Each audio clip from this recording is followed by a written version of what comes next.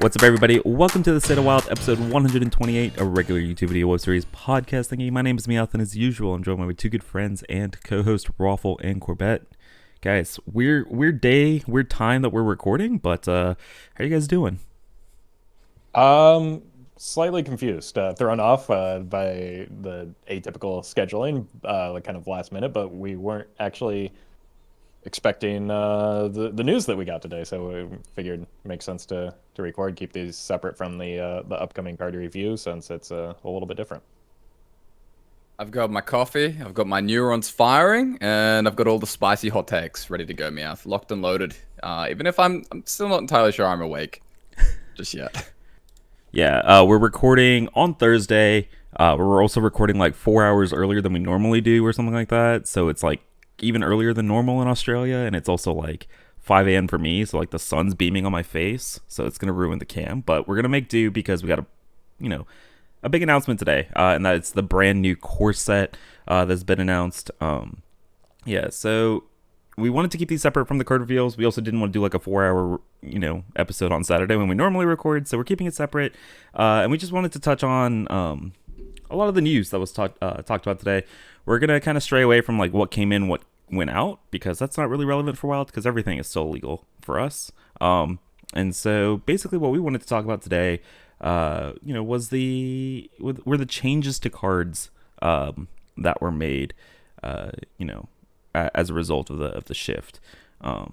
But before we dive into that, I think there is a little bit of importance to talk about of things that were said by other devs. And that was basically that they wanted to be super flexible with the core set this year. So essentially, we shouldn't be surprised to see things change and rotate in or out or be nerfed or buffed to kind of fit the standard environment this year.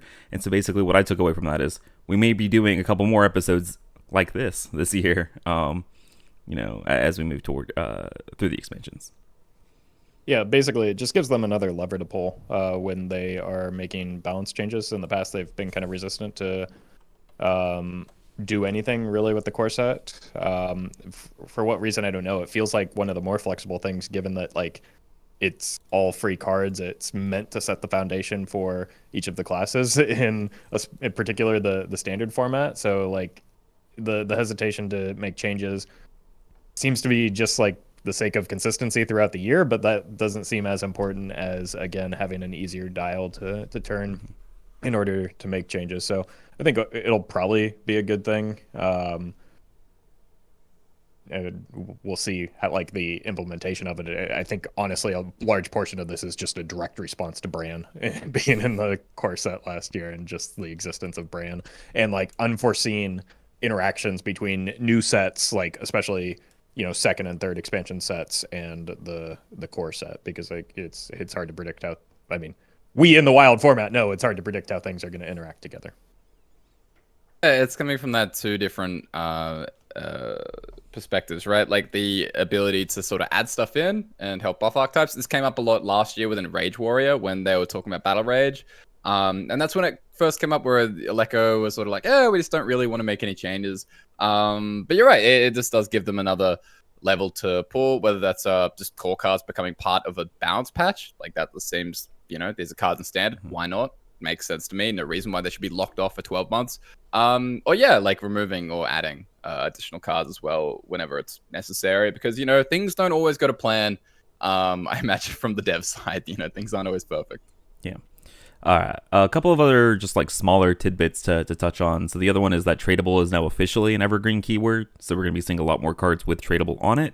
I know Corb's thumbs up. I'm a little bit skeptical on the cards that they choose to put tradable on and then the costs and stats that they're attached to. But that may just be because I got hit by Shard of the Naru one too many times over the past week. But that aside. And the other one is they put out the roadmap for like the Year of the Wolf, which is the name of the new Hearthstone year. I don't know if you guys watched the little video that they kind of released attached to it, but basically in phase 2, which is kind of like the second expansion of the year, they have a little tile called Wild, and they talked about that's going to be kind of like a Wild specific set of content, right? Whether it's a bunch of Wild specific changes, they hinted at some, new wild cards, and so maybe we're finally getting that set that Matt London teased like 2 years ago. But they did mention it, where a lot of the people that work at Blizz have been saying, lots to come for Wild specifically this year, which is something that's a little bit exciting, even if we don't know exactly what it is. Yeah, I think we can probably safely assume that this is whatever it is going to be the result of the fabled Wild Summit that the team so courageously scaled not too long ago. So this is, we predicted that there would be larger scale changes after some of the nerfs, and in fact, they outright said there would be. I believe it's one of the phrases, and hopefully I'm not misquoting this, but it was something about a new way to play your favorite cards, which could indicate large scale changes to the format that aren't just either introducing new cards. It could be large scale balance changes. It could be revamping the format. I know we were talking about that silly amalgam card last week, and I made some a comment about how unless there are massive changes to the Wild format, I don't see this being in a tier 1 deck, and so maybe there will be, and who knows. We'll hopefully get a little bit more information on that soon, but that's still several months away. So hopefully we get information on that, some insight as to what it is. Hopefully it is a good change too, right? Because change isn't just what we need. We need a changes that the entire player base is on board with, because there is a small but fairly dedicated player base within the Wild format, and it would be a shame if the changes just end up deleting the format. Yeah, without having as much information yet, there's still a lot of directions they can go in. This could be just heavy callbacks to the Wild specific sets that was discussed last year and things like that, or it could be something a lot more dramatic. So we just don't really know very much. They said phase 2, right? So that'll be second expansion sometime between August and November. They plan on doing this, so that's the rough date at this point. Yeah, something to look forward to already. It's on my calendar. So, a lot of the small things kind of touched on. And so just a reminder, we're not going to be talking about any of the new cards today. That'll be coming in a couple of days. But are you guys ready to get into all the new core set changes? All the cards that changed? Because, a lot of stuff did change, even if it's not super exciting or big changes. All right, so let's dive into the changes. Let's start with Demon Hunter. Let's start with Flame Reaper, and that is the cleave weapon that used to cost 7 mana. I believe it was 4 attack. It is now 5 attack. Does this change anything about the playability of this weapon? Because it is still 7 mana. Right, yeah. If you're not changing the mana cost, you're not changing its viability in the Wild format for Demon Hunter. So, unless Demon Hunter gets some weird control cards, no, this is never going to be playable in our format. Garrosh's weapon. Again, I forgot the stats on that. I believe it's also a 4/3. So, 4/3? Mm-hmm. No, I think it's a 4/2, the one that cleaves. Okay. I don't know. I haven't seen a Garrosh in a very long time. I was just curious how it lined up to this. I mean, there's a reason Garrosh hasn't seen play, right? Cards like that, and if you're comparing quality like that. Yep. Yeah. And let me tell you, it doesn't get better, Warrior fans. I'm sorry. Let's go on to Gennard Glavesmith. This used to be the 3 mana 3/2 Outcast Giver here, +3 attack. It is now a 3/3. Just marginally better if you randomly generate it off of stuff like Illidari Studies, or if you're playing the Wretched Exile. I mean, it's just a better hit, right? Dice to less, it's a relevant body. +3 attack isn't it was already one of the cards that I was kind of happy to see. Yeah, it's just marginally. I mean, better. It does damage, right? Which is what an Outcast Demon Hunter wants. It's odd play at times, and odd Demon Hunter it's a decent card when you can outcast it, and the potential to stick on board for maybe bash the opponent in the face to the next turn gives it a little bit of upside. So sure, yeah, better card. Yeah. All right, let's talk about Ratscale Naga. This card's been changed so many times. It is now a 3 mana 3/3. After a friendly minion dies, deal 3 damage to a random enemy. So finally, it is not a crappy minion to play. Does this make Token Demon Hunter real? Are we happy? It's always been real. No, it doesn't. But I love this card, and as somebody who has played it actually a significant amount, I cannot tell you how frustrating it is to where you just like you play it and then it immediately dies. And so now that happens slightly less often. So still going to be a very frustrating card because the 3 damage never goes in the direction you want it to, no matter what that direction is. It either hits minion when you need to go face or face when you need to go minion. So it's still just like a really frustrating juggler, but I'm going to keep playing it.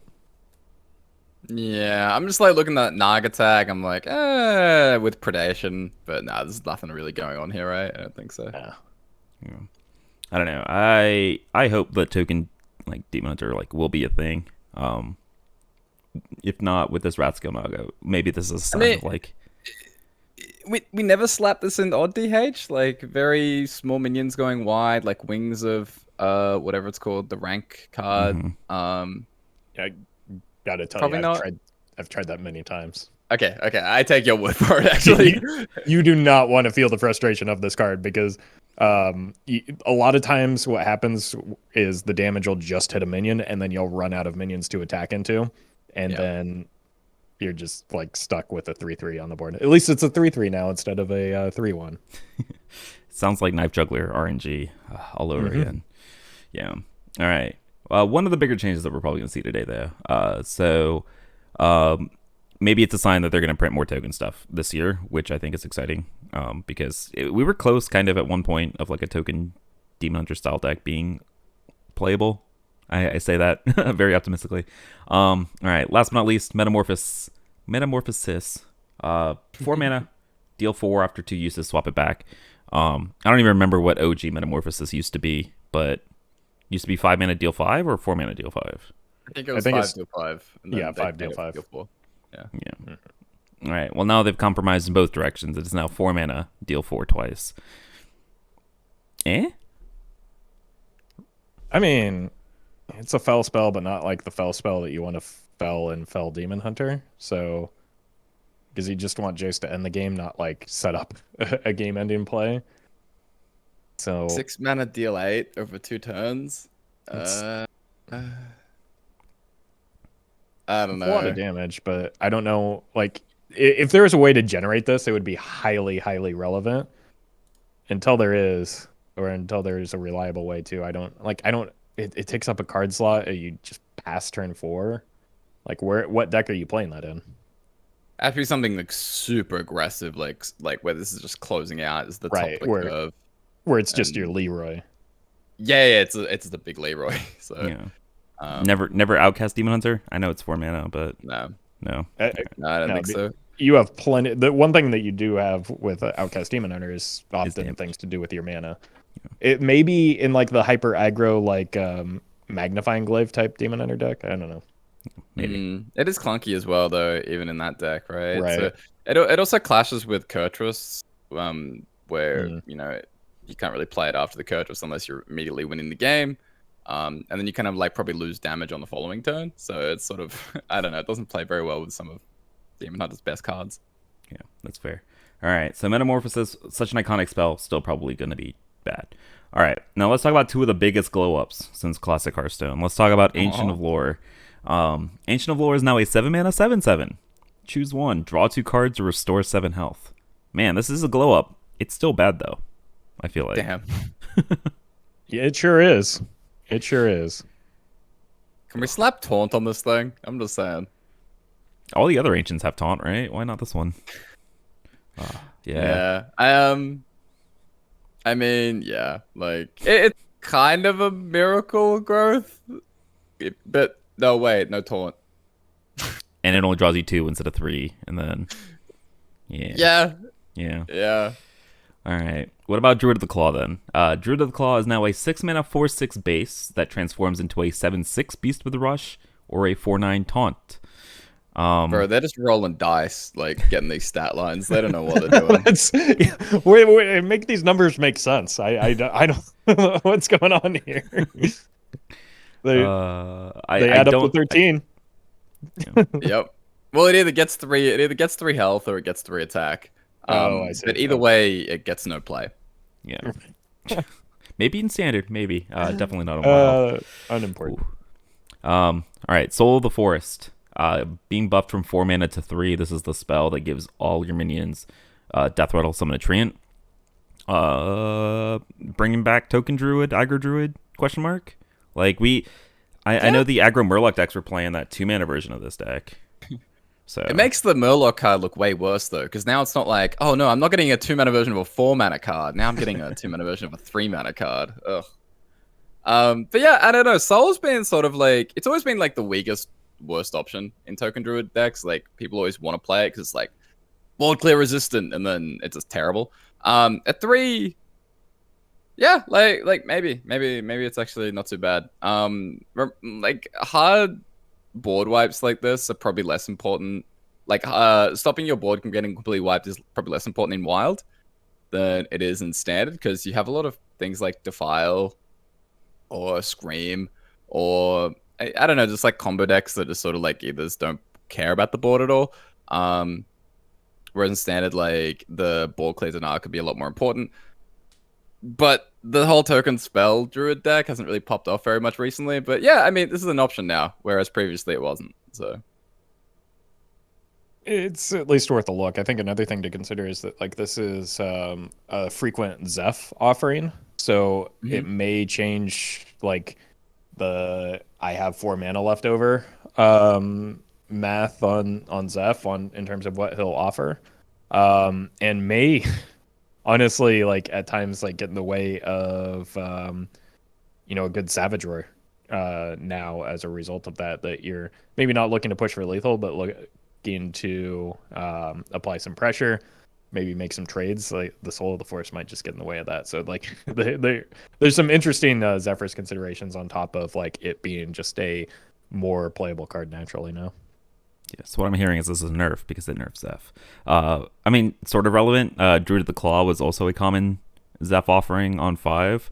I mean, alongside Temple Enforcer, they were like best friends. And so I don't know. This is, if you're playing this with 6 empty mana, I mean, it's probably a little bit better than some of the other options you might have gotten in the past off of Zeph. So just putting that out there since we're talking about Zeph. Last but not least, in Druid, Treants as a whole are getting a buff. Anytime you add a Treant to your hand, they cost 1 mana instead of 2. Maybe this is also a stealth nerf because it's a lot worse against Devolve, but it's nice for Witchwood Apple, which got buffed from 2 mana to 1, because it now adds 1 mana 2/2s to your hand instead of 2 mana 2/2s. And so now just kind of like a strictly better Force of Nature, right? Because 4 mana instead of 5. But I don't know. I'm also thinking about, is there like a hand druids sort of thing that we can be doing with like Witchwood Apple and Knolls and stuff? no, Yeah. I heard no and yeah at the same time, so I don't know what's going on. Corb and I have different definitions of like playable. True. It maybe like gives a look at like Treant Druid becoming a thing. Are there other cards that add Treants to hand? Because playing them from hand has been pretty miserable, and a Mulch Muncher is still eventually will be a good payoff, right? I mean, Witchwood Apple, like what we're looking at here is a very fancy landscaping, which isn't great. I mean, yeah, but it's also, yeah, you're right. Okay. I'm done. I mean, if it gave 3 Treants, you know, because we're kind of looking at like it's a current first day of school. Right. Man, I really would have liked to see the OG version of first day of school. First day of Treants would have been good. Wait. Witchwood Apple does give you 3 2/2s. No, they changed it to give it 2 now that it's 1 mana. So that also kind of blocks the hand shenanigans that it would want to do. Yeah, I made that face as well the first time I read it. Why would they do that? God, just to spite you in particular. I know. God. Druid card's still unplayable, I think, is my conclusion here. Unfortunately. All right, let's move into Hunter. Starting with Jewel Macaw. Jewel Macaw was the one that added a random beast to your hand. It is now a 1/2 that adds a random beast to your hand. Beast Hunter buff, baby. Let's go. No. The Tavern Brawls are in shambles. Like some of the stuff that we're getting here compared to what we've been used to. Yeah. Yeah, there are a lot of really bad beasts in Wild. I can assure you of that. Especially with all the mechs now too. Is one of them. Yeah. Yeah, random beasts. Oof. Yeah. All right. Last for Hunter, we have Savannah Highmane. Last card review episode, you compared one of the legendaries to Savannah Highmane. They heard you. They're now buffing Savannah Highmane. Instead of a 6/5, it's now a 7/5. That totally makes it good, and makes Pozic even better, right? Yeah. And now, for sure, whenever a Savannah Highmane hits face, you win the game. Yep. It could have. What do you guys think if they had to put this to 5? Like kept the stat line and 5 mana 5 6/5. 5. Yeah, 5 It minutes. would probably be too good for standard at that stat line, maybe. Would it? That's a lot of numbers. Is Shadehound still in standard? Yeah. Yeah, then maybe, Yeah. but Maybe. That's a lot But of yeah, the high main will not be ending it. No. No, it's a low main. I could see it at 5 mana off of like Guardian Animals, but at 6 mana. Ooh. Yeah. Man, I remember Guardian Animals. I remember being so excited for that card, and then they nerfed it, and I'm sad. Still sad to this day. All right, let's talk about Mage, starting with Flame Geyser. So this was the 2 mana spell that dealt to you that added a 1/2 elemental to your hand. It now costs 1 mana. I'm assuming nothing else changed about it. So all I'm hearing about this is Magic Trick buff, Evocation buff, Vast Wisdom buff. You're not putting this in your deck, though. No, but like it does make it less clunky off of that.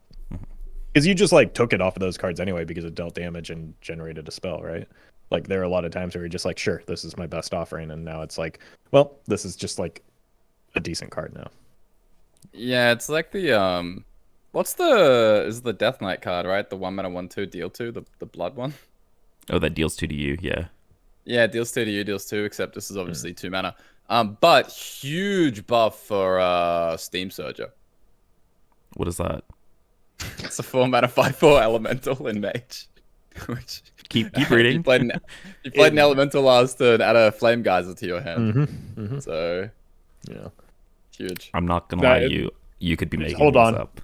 No. I think Corb just uncovered the secret phase 2 overhaul to the wild format. It was this, like, it's the Steam Surger buff that, like, you're welcome, wild players, it's here. Yep, that's the summit. Elemental allies, that no. Okay. Yeah, all right. Honestly, I'm usually the one that has to stretch and try. Props to you for at least trying it this time. Respect. No problem. And the other card here for Mage is Babbling Book. Getting the Jewel Macaw treatment is now also a 1/2. Buff to Casino Mage? ? I don't even know if you're playing this in Casino Mage. No, it's like maybe you consider it in like Arena Quest Mage, but like that has so many good cards in it, it doesn't matter. I think it just sets a precedent that we'll see along with the Jewel Macaw of this type of card having the stat line, which makes it a better card than it was, but maybe not necessarily a good enough card for the format. Yeah. I remember when we used to be so excited about 1 mana 1/1 Discover cards. And now we're not even excited about 1/2s. Yeah. All right. Let's move into Paladin here. Let's go to Hammer of Wrath. So this used to be a 4 mana holy spell that dealt 3 damage and drew a card. It is now 3 mana holy spell that deals 3 and draws a card. This card was never playable ever in the history of like Wild. I don't expect that now all of a sudden being the case at 3 mana. It's great for Odd Paladin, right? Because it has an odd cost. You run it in your Odd Paladin. I think the one thing to take a look at is it is a holy spell. So for like that new Divine Shield type thing, maybe you consider it. But yeah. No. I will say I would have loved to have seen them just like make this the next in the line of 2 mana deal 3s with upside. Like if this was a 2 mana deal 3 draw card, would that have been busted? It would have been strong, but yeah. It would probably have to have some like requirements and or hit only. It would definitely have to only hit minions. Yeah, that's fair. But I would have loved to see something like that. Okay. Next up is a nerf, and that is Grime Street Outfitter. Going from a 2 mana 1/1 to a 2 mana 2/2. Battlecry, give all minions in your hand +1/+1. You can no longer tutor this off of Christology. It's like the Banana Man buff / nerf where you can no longer get that off of the lion. I don't know. Is this actually a buff? Is it a nerf? It's probably a buff, but like I think it's more of a nerf than the Banana Man change was, just because like this is one of the cards that you like. The point of playing Christology is to have things in hand to buff. So if you miss on the outfitter, you don't have like you don't have the payoff for playing the Christology of the previous turn, so you can't make up the tempo loss of playing a 1-mana spell. But all that's kind of moot because nobody's been playing hand buff months now anyway. So I don't think it matters all that much. Like the card is still better, just a little bit harder to find. I think it's a buff because tempo good. Yeah, And that is the entire analysis. All right, that's fair. I don't know. I think people just overrate the whole like tutoring thing in general, whether it was Banana Man or with this. Like, you have enough hand buff effects, and like you're still putting other cards in your hand. You'll still look for this in the mulligan, and tempo good. You know, 2/2 is better than 1/1. Yeah, agreed. I was mostly just tongue in cheek, but I know that no, but there are going to be a lot of actual serious, serious people thinking that it's a hard hit. So. All right, next up we have True Silver Champion, another classic paladin card getting buffed here to restore 3 health instead of 2 when you attack. I guess this is also a stealth buff to the pure payoff card, the 4/2. If you have it, equips the True Silver. It now heals 3. Heal paladin, baby. Control paladin. Let's go. All right, next up we have Consecration, going from 4 mana to 3. Odd Paladin enjoyers now have a board wipe? Question mark. Why Also, would just you want a board Paladin wipe in general? Paladin? I don't know. People wanted to put a quality in Odd Paladin. I understand that, and they were wrong then, and I told them that they were wrong then, and they remain wrong if they want to add Consecration to their deck. You don't need a board clear in a board-based deck. You just win the board, and then you don't have to clear it. Cataclysm would like a word with you. That was a very, very unique case. But honestly, like, Consecration has been so bad for so long. Like, does this see play? You just have like city tax that can. Kinda... I expect to see this actually a fair bit. Yeah, off of Zephyros. Yeah. Oh, yeah. Okay, fair. Actually, yeah, that makes a pretty big deal, right? Because oftentimes to deal the 2 damage with 3, you just end up overloading yourself with Lightning Storm, and that feels really bad. So hopefully Zeph can see that. Yeah, I mean, Cons is like, this is pretty decent for like control paladin in general. Like, it's not amazing because we do have the city tax, but you know, when we're rocking things like a quality, it kind of like increases the value of something like this compared to, you know, like Volcanic Potion in Mage. So if there's ever that slow, dirtly, insane control paladin deck with the holy synergy, you know, I know what'll be pushing it. It's 3 mana Consecration. That's the one. I mean, you could just shove Knight of Anointment in your Reno Paladin and draw like your Consecrates and stuff like that. So I could see it potentially being a thing. All right, you guys ready? Let's get into the exciting changes. So Priest got basically another soft rework with this new core set. Basically, you know, utilizing the overheal mechanic that we talked about last week. So a couple cards got changed. And so let's start with those first. Let's start with Mana Geode. Side note, I remember when this card was previewed back in the day and people were like, the savior for Priests because it's a good 2-drop. Boy, those were the days. It is now a 2 mana 2/3 overheal. Summon a 2/2 crystal. So whenever you overheal it, you will summon a 2/2. Again, I keep looking back at this like aggro tempo heal priest. This seems like it probably wants to fit in a shell like that. Again, I don't really know what that deck looks like. It's kind of hard to imagine a brand new archetype. But this is kind of like, I feel like what they're pushing in standard, and this feels like it slots into that pretty nicely. Yeah, the overheal added like as a staple within Priest is just kind of interesting. We were talking about how it just last week about how it enables potentially powerful cards or like fun turns with like the new overheal card, and so seeing that like again become a part of the Priest identity makes it fun to play and a little bit less frustrating to play a card like this, which in the past you just never got any value off of it because it took damage and then died, and then like you never got to summon anything off of it. So now you can actually like feel like you're playing the card and getting the payoff. So interesting change that probably feels a lot better to play as well. Manager, it's so funny because I just remember how hyped it was. When it was coming out, everyone was dying at the time, hoping that Priest would get a playable 2-drop, and then when this got revealed, everyone thought this was going to be the moment, you know? And then it was terrible. So yeah, I'm very happy though that they're taking this general direction with the overheal. We can see kind of the applications and how it's nice that they've kind of gone back and reworked old cards as well, compared to just like purely bringing in some new ones, like make it all a bit more in line with each other and make sense cohesively. Yeah. All right, let's talk about Crimson Clergy. This one I'm probably the most excited about, you know, for all the changes that we're going to see today. It is now a 1-mana 1/3 overheal, draw a card. Basically, I'm looking at this as like Northshire Cleric 3 and 4. Maybe you combo this with a Radiant Elemental and that like combo OTK deck we were kind of talking about last week with the Legendary. And you can go like Radiant Elemental, Clergy, use all your 0 and 1-mana cards on this thing and churn through your deck. Kind of sounds hot. Yeah, I feel like this has a lot of potential. It looks kind of innocuous, but it seems pretty strong. Yeah, when we were talking about the new overheal card last time, we were talking about like a couple things. Obviously, you need to get to the card in order to play it. This helps do that.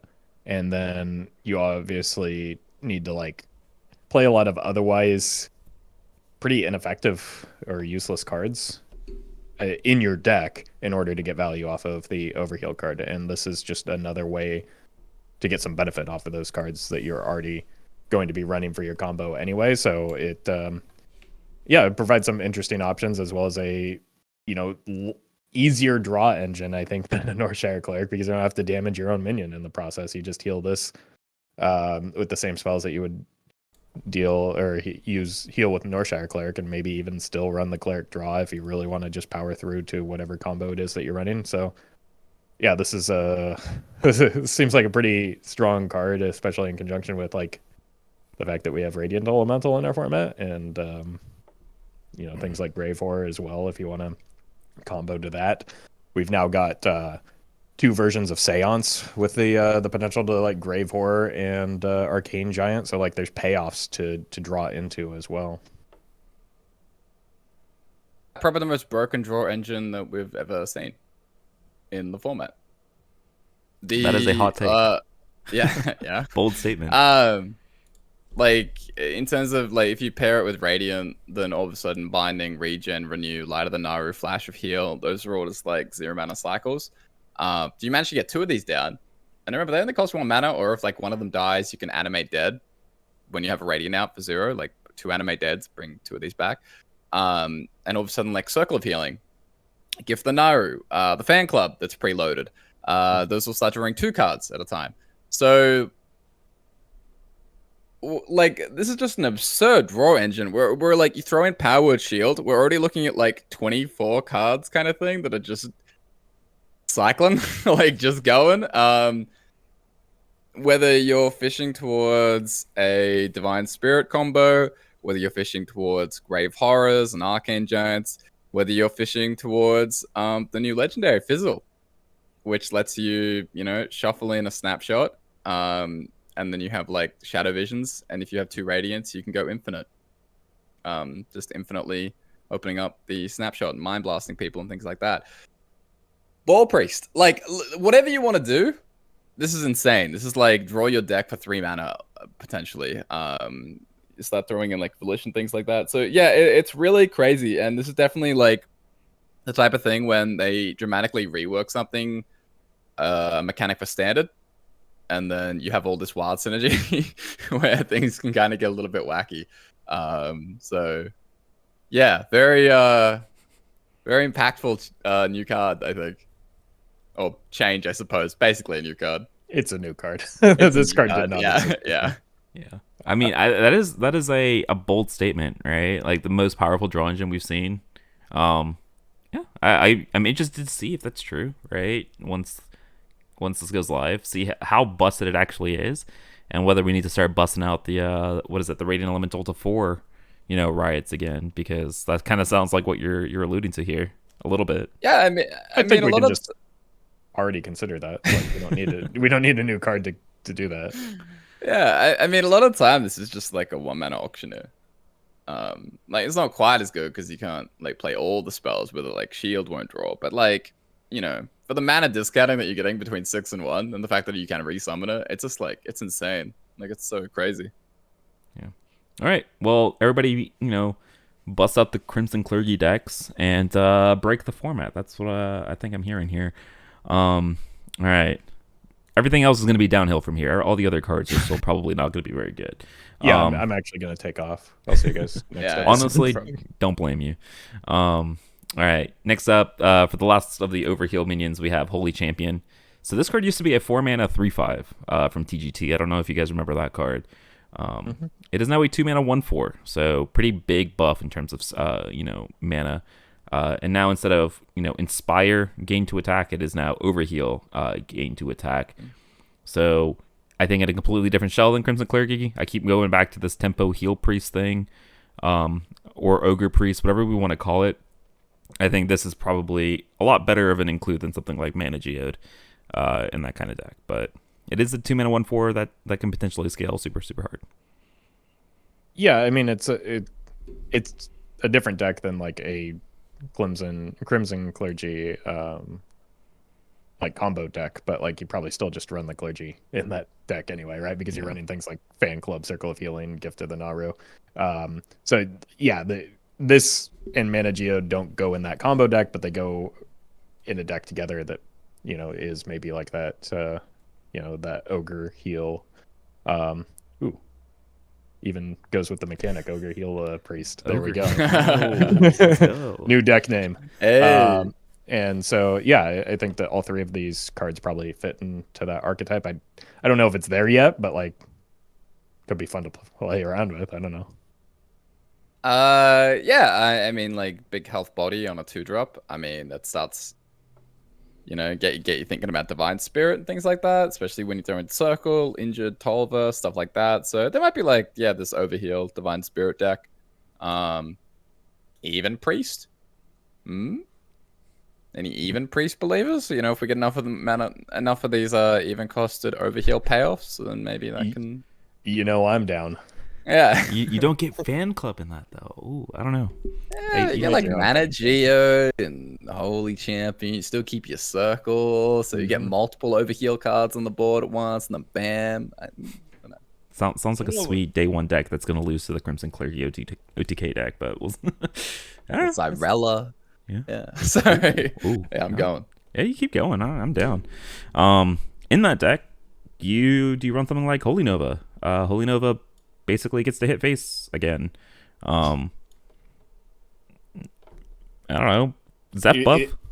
It is a Zeph buff. I'll give you that. But like Holy Nova not hitting face is maybe like one person has noticed the difference since that change has gone into effect. So good for Holy Nova. All right, Psychic Conjure, getting the same treatment as everything else. It's now a 1-mana 1/2 Battlecry. Copy a card in your opponent's deck and add it to your hand. And then let's talk about Shadow Ascendant. I just want to mention on Conjure. It's probably the best one by far out of all of these, and it probably just becomes like a stock inclusion in like Reno Priest. Right. The reason is that the range is so much more narrowed because an opponent intentionally put this card in their deck, whereas with other things that are just generating stuff out of thin air, like the range is so wide that you're gonna end up with some cards that just nobody wants. Like how many times are you gonna get Glacial Mysteries off of Babbling Book before you just like run the card through a shredder? Yeah, it's like a 1 out of 25 pool instead of like a 1 out of 150 pool or something like that, right? Right. So, all right.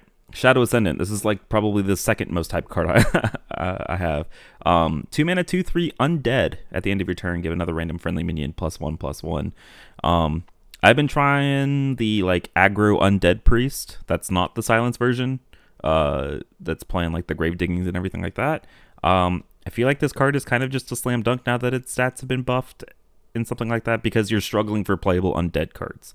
Like I know this card on its own is not like absolutely insane, but it's an Undead minion that has decent stats and that's going to scale really, really well in a deck like that. So I'm kind of a fan of it. It curves nicely with Foul Egg, allows it to attack. This is kind of in line with the Ratscale Naga change too, where it's just a really frustrating minion to have die so easily. And so giving it the health buff, I think, makes it a little bit more fun to play. Because it maybe has a chance of lasting another turn and getting the effect to go off again. Yeah, looking forward to kind of revisiting Undead Priest now. Man, especially like the Undertaker version and stuff. That deck was really lacking on like 2-drops. So having something like this is quite nice. Yeah. Feels a nice little niche for that kind of deck, which is nice. All right, now let's talk about how they murdered our boy. Let's talk about Dragonite Operative. He is no longer the iconic 5-mana 5. He's no longer the iconic 5-mana 5/6. Okay, he's not what I remember. He's now a 4-mana 4/5 dragon with the same text of if you're holding a dragon, discover a copy of a card in your opponent's deck. I mean, probably more playable at 4 mana compared to 5, but he's the iconic 5-mana 5/6. You know, of the Dragon Priest of old. So it's a little bit sad, I guess a little bit weird to see him as he currently is. But Man. I don't know. When I think 5-mana 5/6, I think Pit Fighter. And you cannot change my mind on that. You know, in terms of vanilla stats, sure. Yeah. I might try like the Dragon Raider Priest now. You know, like it's a small improvement. Maybe we get another dragon or two kind of soon in the preset. But yeah, I mean, it is kind of funny how this lackluster operative felt even when it went back to standard. Like, I don't think a lot of people would have seen that coming. That the card would have had like 0 impact whatsoever its entire time in core set. I mean, how much of that was due to no dragons, though? Like, no really good dragons. There were some. Yeah. There were dragons. I'm just going to go ahead and say that, like, if Dragonite Operative as a 5/6 didn't see play in Standard last year, Dragonite Operative as a 4-mana 4/5 probably isn't going to see play in Wild this year, just as a result. Because, like, we're more than a turn faster here in Wild. Like that's not gonna move the needle quite enough. It's just so weird staring at that at 4 mana. All right, and then last but not least for Priest got, like I said, basically a mini rework here. Katrina Muerte. So she used to be an 8-mana 6/8 that used to see play in Big Priest. At the end of your turn, resurrect another friendly minion that had died. She has kind of been reworked. She is now a 7-mana 6/8 undead. But she only resurrects other friendly undead minions. So I don't know if this is something you consider in that Undead Priest in Wild. Probably not, because she's 7 mana. Or I was about to say Big Undead Priest, but that doesn't run Epsilon, so no. Don't really know how relevant this is for our format. No, in the slightest. I didn't realize how much like PTSD I had over this card, you know. Like I saw it and I'm like, oh my god, I haven't had to look at that in a long time, and I didn't really appreciate it very much. Yeah. I gotta tell you, as somebody who plays at lower ranks, I do see it all the time, and every time I breathe a sigh of relief, I'm like, oh my god, thank god they're playing that in their deck. So maybe it's a stealth buff to Big Priest because people won't even be slightly tempted to add it to their deck anymore. Is that a buff or a nerf, though? Because then you're no longer playing as Big Priests that have it in their deck. Yeah, it's a buff for Big Priest. It's a nerf to the format. I'm kind of looking. The only really big thing that you can get that's really super worth building around appears to be like Thaddeus. But yeah, no, it's probably a safe assumption that Neptulon and Blood is going to be the much better way to go with Big Priest. All right, let's go on to Rogue here. Swashburgler getting the same treatment. 1 mana 1/2 battle cry, add a card from another class to your hand. Don't really want to spend too much time on that. Let's talk about Elven Minstrel. So this is the 4 mana card combo. Draw 2 minions from your deck. It's going from a 3/2 to a 3/3 as it comes back into standard. I'm pretty sure all the combo Rogue decks were already cutting Minstrel, even when it was a 3/2. I don't think a 3/3 is going to be bringing back. Like, it looks like they're trying to push like a tempo combo, like combo is in the mechanic Rogue in standard, and so that's why the health buff makes sense. But I mean, obviously we haven't seen all the cards, but kind of hard to imagine something like that. You know, like the buff being relevant in Wild. Yeah, 4 mana is hard to do in a tempo deck in Wild. Okay, and last but not least for Rogue, you can now prep Fan again for 0 mana. As Fan of Knives has gone from 3 mana to 2. 2 mana, deal 1 damage to all enemy minions, draw a card. Seems kind of good. Like really good. Like, yeah, really. and also another common Zeph recommendation too. So like, Ooh. yeah, this makes the card kind of playable. Yeah. Super strong. Like like it's not strong enough. Like I'm kind of thinking about it in terms of like Maelstrom Portal and things like that. So I don't think it's something that you can splash into Pirate Rogue. I know that you might like laugh a little bit at first, but I mean, if you're in a mirror, right, and you have this, then that's pretty insane. But you probably don't get it in there because Maelstrom is not really good enough right now. But it's kind of crazy, like getting a card this cheap. The fact that it does cost 0 with prep, the fact that we do have potentially Garrote Rogue coming back, scales really well with spell damage. So like if Garrote Rogue, needs a big AoE wipe, you can just do the Org Merchant twice thing and then play Fan, clear the board, deal 3 damage to everything, things like that. So it could be very relevant. Also super good in like Miracle Rogue. 2-mana cycle, beats wide boards, really good in the Pirates in our format specifically. So yeah, probably behind Crimson as this like second biggest change, arguably, out of everything I think that we've seen. Man, I'm gonna be so devastated for you if they don't end up reverting Garrote. So, because I feel like the last like 3 podcast episodes, you've been very excited about a Garrote change, and then if they don't actually change it, I'm gonna. I know. You have to, keep hope alive, Meowth, until we find out the otherwise. Yeah. Until it's official. All right. Let's move into Shaman here. Another questionable buff/nerf. Ancestral Knowledge. 2 mana, draw 2 instead of overloading 2. It now overloads 1. Maybe a stealth nerf because now your overdraft deals 1 less damage. No, I'm kidding. This is kind of spooky and makes me glad they changed Lightning Bloom. Like this was a card that was mandatory to either complete the stage of the quest that unlocks your mana crystals or overdraft behind it because it was just so limiting on your follow-up turns that you just had to unlock those mana crystals. Now you can just kind of like play the card and be fine with it. You just play it. You don't like you just put it in your deck and you play it. Yeah, I don't know if it becomes like universal inclusion. Like, do you put it in things like Shutterwalk? Probably sure. not. Yeah. I think you draw the Murlocs enough that you just draw enough in that deck already. But like, I don't know, Big Shaman definitely wants this. I mean, even Shaman, like, would consider it, yeah. Okay. Yeah. Even Shaman doesn't need the help. You shouldn't have said that. No, I am a fan. It's basically just like Arcane Intellect, right? Shaman has a class like historically struggled for draw. That's why we were so excited when Primal Engineer came out. And so like seeing this become like standard for Shaman, I think even if it doesn't see universal play, like I'm happy about it. I was excited for it in Big Shaman because I feel like it'll see play there and like be good. But I guess a little bit scared to see where else it goes. Yeah. I do think even Shaman, it'll be worth it there over like right now there are things like ETC, Cult Neophyte, Wind Fury that are like right on the fringes. I think this is probably better, especially in even Shaman where like just digging a little bit deeper is fine, like spending mana on draw because your tempo swings with the giant and thing from below are so obscene that it doesn't really matter that much if you have to invest on a little bit of card draw. So I think it could actually be quite good there. It gets you closer to all of your 0 mana cards after having played your 0 mana cards as well. Like leaves you less empty-handed. So I could very well see it there, unfortunately, because I hate that deck. Yep. All right. Next up for Shaman, we have Feral Spirit. So this is the 3 mana spell that summoned you 2/3 taunts. It used to overload 2. Now it overloads 1. I'm gonna be honest. I thought this change already happened. I think, did they just put the nature tag on it? Is that the only difference? All right. Yeah, because the sheet that I'm looking at says that it was a change to the amount of overload. I believe you. I'm seeing it here too. But like, I'm pretty sure it's already been that way. Either way, it doesn't change its playability. Like, all right, I am looking it up right now. Yeah, no, I think it's just the nature. Oh, the nature. Yeah, the change is that it is now a nature spell. Massive overhaul. Thanks. The Wild Summit strikes again.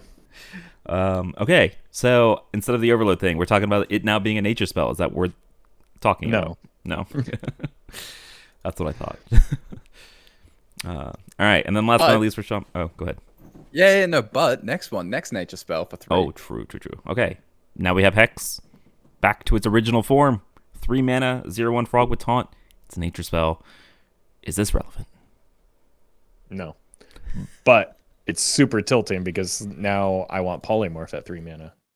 Why does Blizzard hate Mage? Tell me that. I've been asking this question for a very long time, Roffle. I know. Yeah. I mean, again, Zephyrus considerations maybe, but like, it's probably just I wonder if it's gonna take like the deadly shot place in certain instances, or maybe make it easier to like, because it's pretty hard to polymorph a big priest because it doesn't have like a high value death rattle that Zeph tends to look for. So like maybe on 5, if they have the Shadow Essence, you respond with Zeph. Well, maybe it gives you Hex now. Is there a better option? Or just like it'll usually offer you like Shadow of Death, and I don't know if Hex is among those options. But obviously against anything Death Rattle related, it's really good. So against specifically Big Priest though, probably not. Yeah, that's what I was afraid of. Yeah.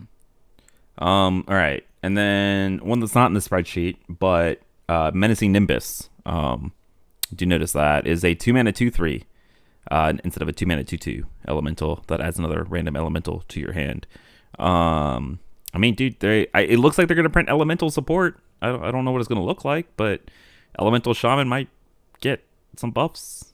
Maybe you weren't playing as an elemental shaman anyways, so you should have just made it a 1 mana 1/2 like the others. I'd be down, actually. Like, just keep the consistency. It's not too late, Blizzard. It's not too late. Hire me, but also don't. All right. Then next up we have Warlock. Warlock getting 1 change. That is Hellfire. So there's another Zeph buff potentially. Going from 4 mana to 3 mana. That deals 3 to everything, including your face and their face. I don't know, like 3 mana AoE, like something like Renal Lock. I think he's still likely to favor Zeph in particular is probably still likely to favor Lightning Storm in that instance. I don't know if you just hard run this because Warlock has so many good board clears as it is. Like, does it need it? I don't know. Like, you have Dark Skies, you have Defile, you have Cataclysm now. Like, you have a lot of I mean, you have Stinger into Gigafin. Like, you have a lot of options. Do you need it? I think I like it in Reno Lock.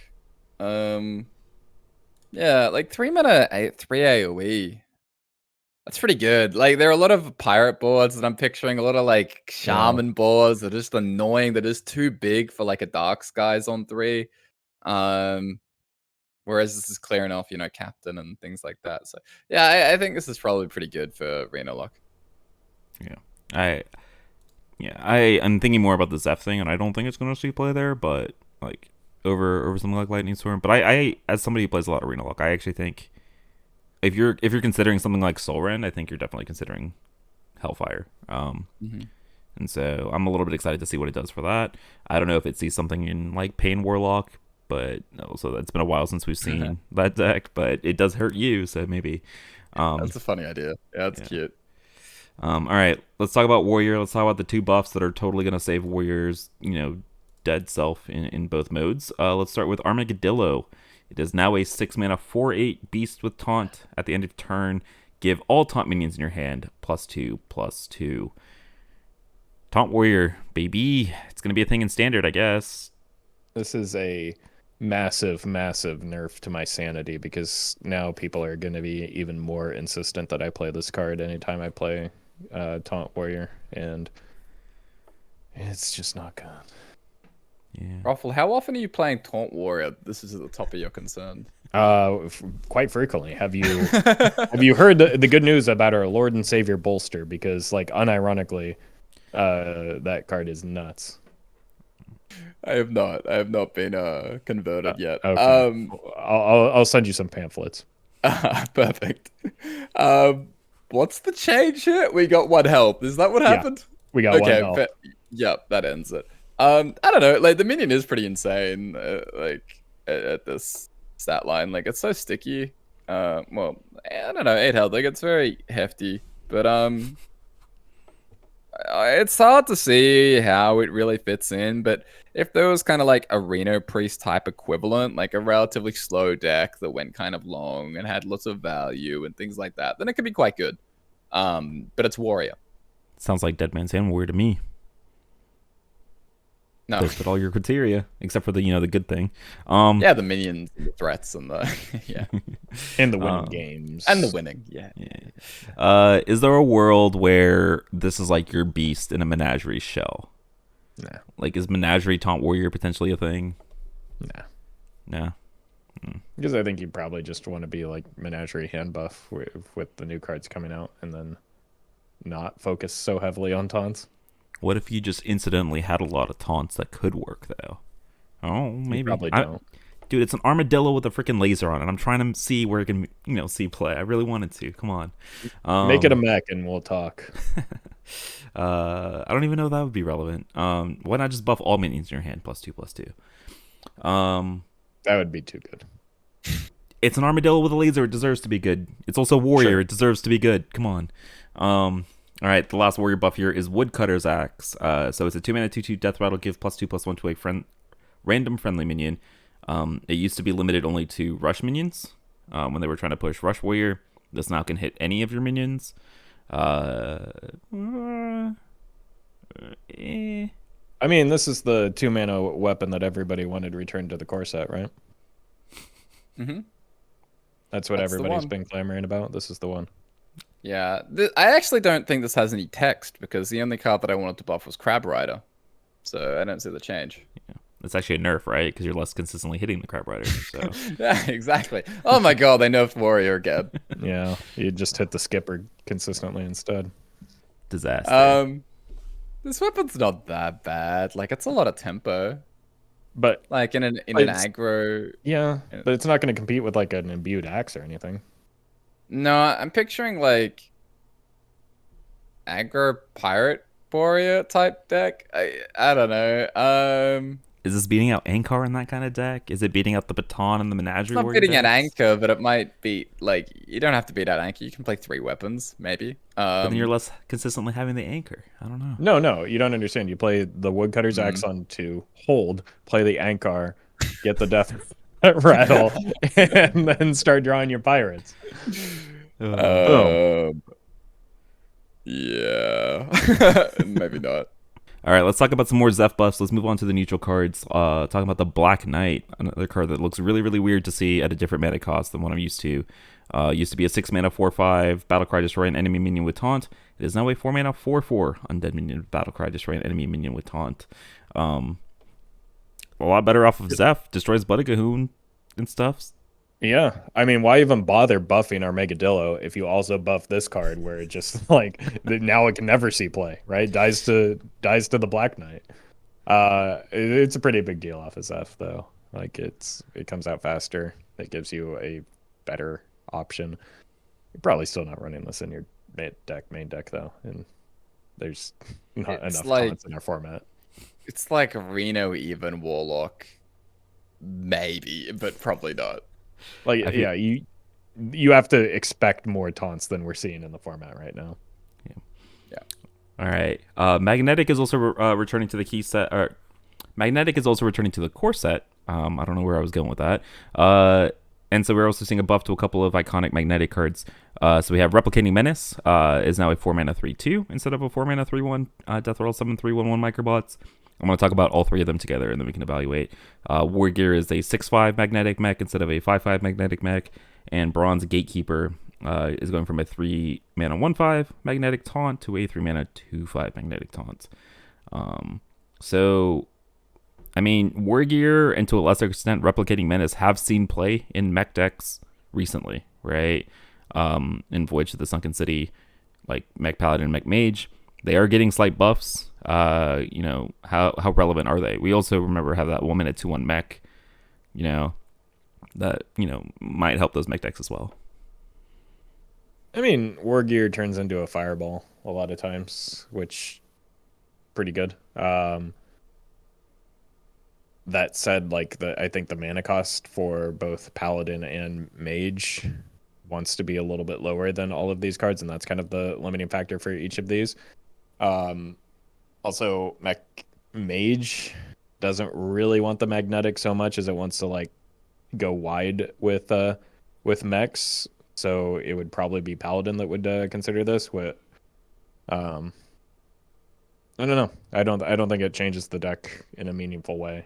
Either deck in a meaningful way, other than maybe they surprise get you one extra time in a few.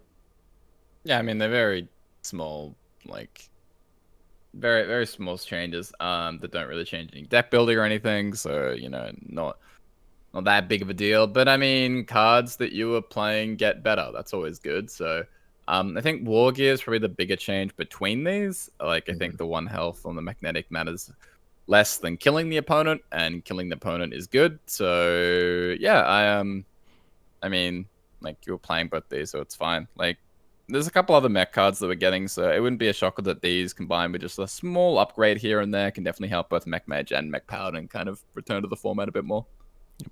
I'm sure that'll excite a lot of people that are listening to the podcast.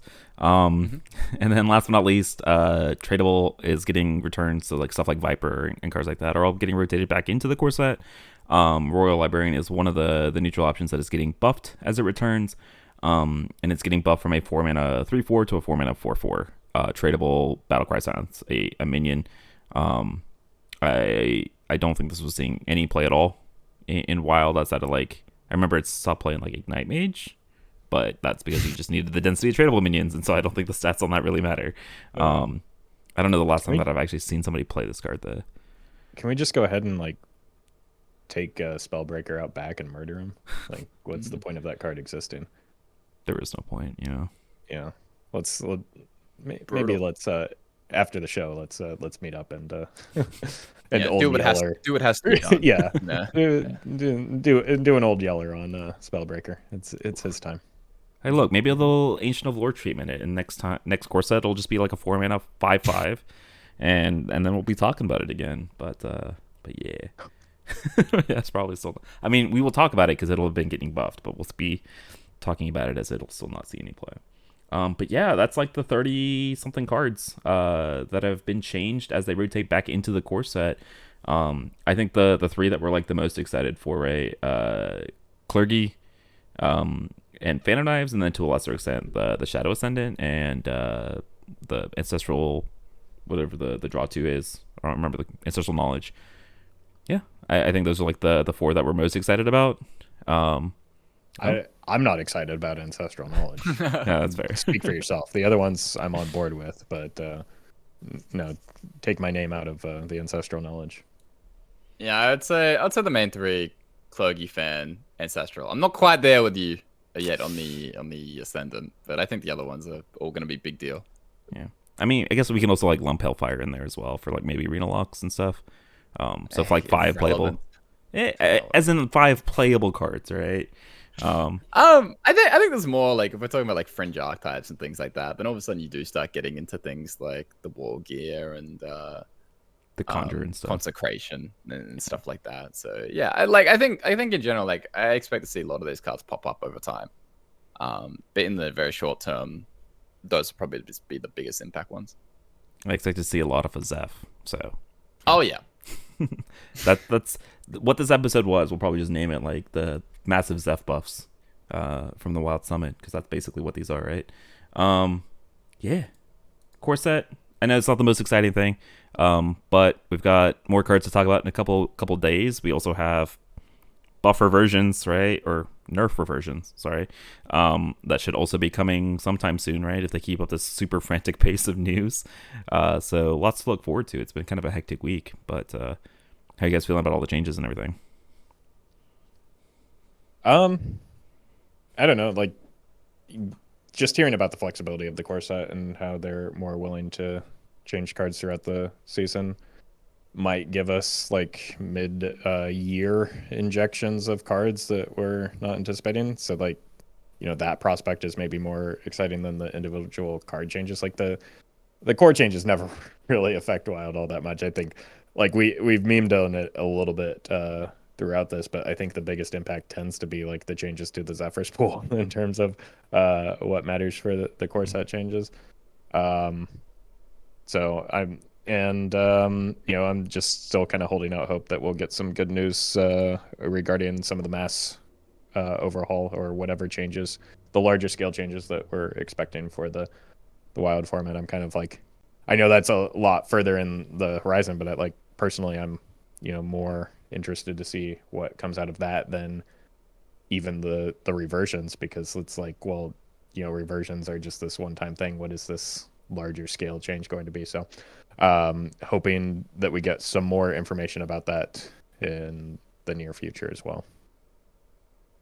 Yeah, and I expect to get no information on that for some time. It'll probably be a while, I think, till they're ready to announce things. But yeah, definitely, like, these are all like very short-term issues, whereas the overall direction is kind of like the long-term future of Wild. As for the core cards, like, we covered the highlights and things like that. Core set obviously affecting standard much more than what we have to see in Wild, but RE standard, I'm very happy with the core set. I think they've kind of made a lot of bold choices and a lot of cards that I was really happy to see. I've been pushing for like Cult Neophyte and things like that, or I would love to have seen Cult Neophyte in core, so that's there. Vendors there, so it's kind of like some nice choices, I think. And all you Shadow Step haters can go to hell, because one more year of Shadow Step in standard at least. God, you can tell what side Corp falls off on that discourse.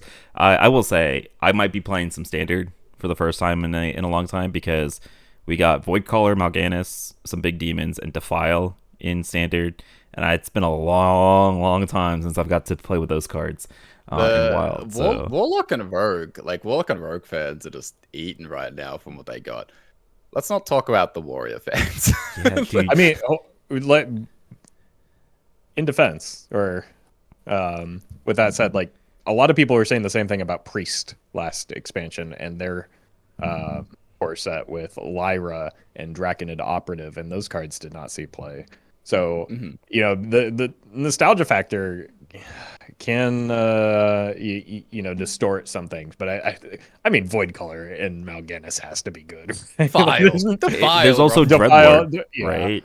Yeah, Dreadlord. Can you believe they put Jailer Mal'Ganis instead? And it's still gonna probably be bad, but I'm down. Yeah. It's gonna piss some people off, though. It pisses people off in Wild when it was bad. Yeah. But yeah, so I know, like the core set stuff is not the most exciting, but it was really cool reading through all of these things, and it was really nice talking to you guys about it. Thanks for for agreeing to do the impromptu episode. Appreciate you guys. I know it's early in the morning for Corb. But thanks for hanging out. Thanks for talking, and let the people know where they can find you guys and your content. Yeah, you can find me on YouTube and Twitch at Roffle, streaming on both platforms with VODs every day on YouTube. And you can find me at Corbett on Twitch or Corbettgames on Twitter or YouTube. And you guys can find me at GetMeOut on all those platforms as well. Appreciate all of you guys that listen all the way to the end. You guys are awesome. Hope you guys are enjoying, this super exciting season, and we will see you guys not next time, like not another week, in a couple of days, when we review all the cards that got revealed this week. So we'll see you guys then, and have a good one.